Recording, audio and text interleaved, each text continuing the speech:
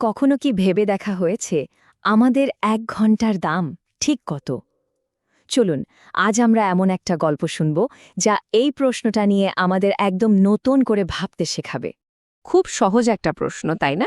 কিন্তু জানেন, এই সহজ প্রশ্নটাই এক বাবা আর তার ছেলের জীবনটা, তাদের একটা মুহূর্তকে চিরদিনের জন্য বদলে দিয়েছিল। চলুন তাহলে সেই গল্পটাতেই ঢোকা যাক। গল্পের শুরুটা হচ্ছে গভীর রাতে।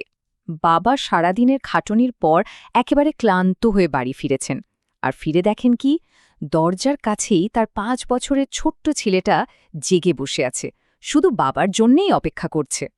বাবার ওই ক্লান্ত মুখের দিকে তাকিয়েই ছেলেটা এমন একটা প্রশ্ন করে বসল, যা বাবা হয়তো স্বপ্নেও ভাবেননি। সারাদিনের কাজের চাপ, তার ওপর ক্লান্তি।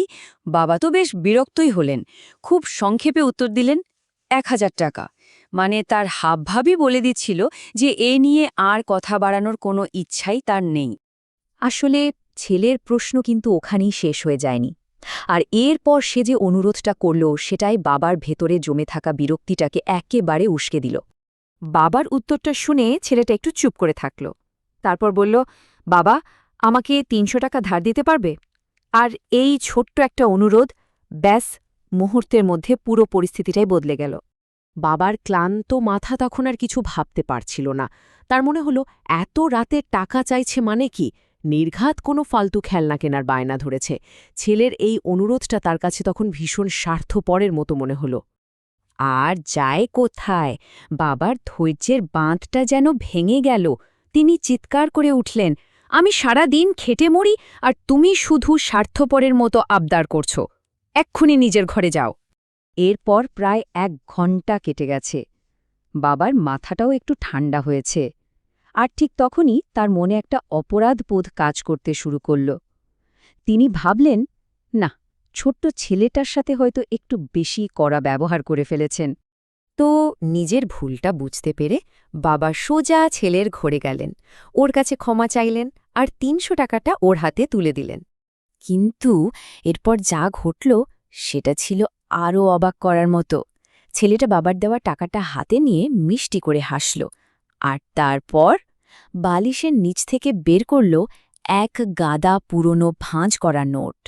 ছেলের হাতে আগে থেকেই টাকা, এটা দেখে তো বাবা আবার রেগে আগুন। তার মনে হল, ছেলেটা তাহলে এতক্ষণ তার সাথে চালাকি করছিল, শুধু শুধু তাকে পারেশান করছিল। আচ্ছা, একটা প্রশ্ন তো আসেই, তাই না?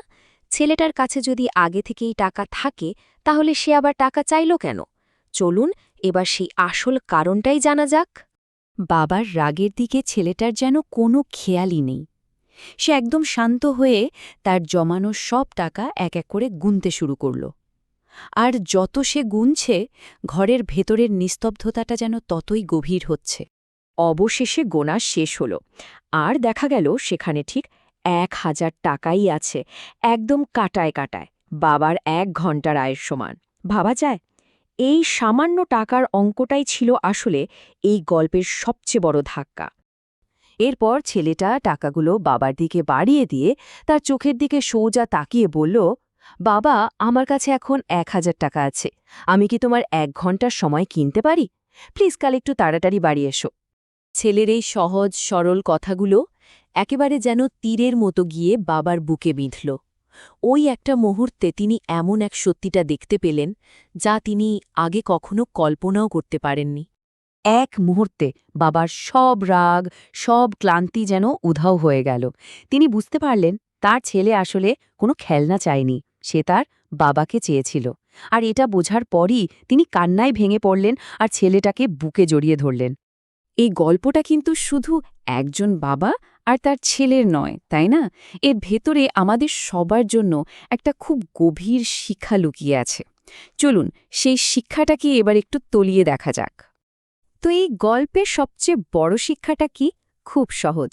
টাকা পয়সা হয়তো আজ নেই, কাল আবার উপার্জন করা যাবে, কিন্তু সময় একবার চলে গেলে তা আর কোনোদিনও ফেরত পাওয়া যায় না। ব্যাপারটা অনেকটা এরকম। দেখুন, টাকা এমন একটা জিনিস যা আয় করা যায়, চলেও যেতে পারে, আবার আয় করা যায়, কিন্তু সময় একবার খরচ হয়ে গেলে সেটা চিরদিনের মতো হারিয়ে যায়। এজন্যই একটা খুব সুন্দর কথা আছে যে জীবন ধারণের জন্য এতটাই ব্যস্ত হয়ে পড়া উচিত না যে আমরা জীবনটা যাপন করতেই ভুলে যাই। তার মানে জীবনের আসল মূল্যটা কিন্তু ব্যাংক ব্যালেন্সে নেই, আছে আমাদের সম্পর্কগুলোর মধ্যে। আর আসল লক্ষ্যটা কি? শুধু সবার প্রয়োজন মেটানো নয়, বরং তাদের পাশে থাকা, তাদের সঙ্গে থাকা। তো এই আলোচনাটা শেষ করার আগে চলুন আমরা সবাই নিজেদেরকে একটা প্রশ্ন করি। আমাদের এই যে অমূল্য সময়, যা আর কোনোদিন ফিরে আসতে না, সেই সময়টা আমরা আসলে কিসের পেছনে খরচ করছি?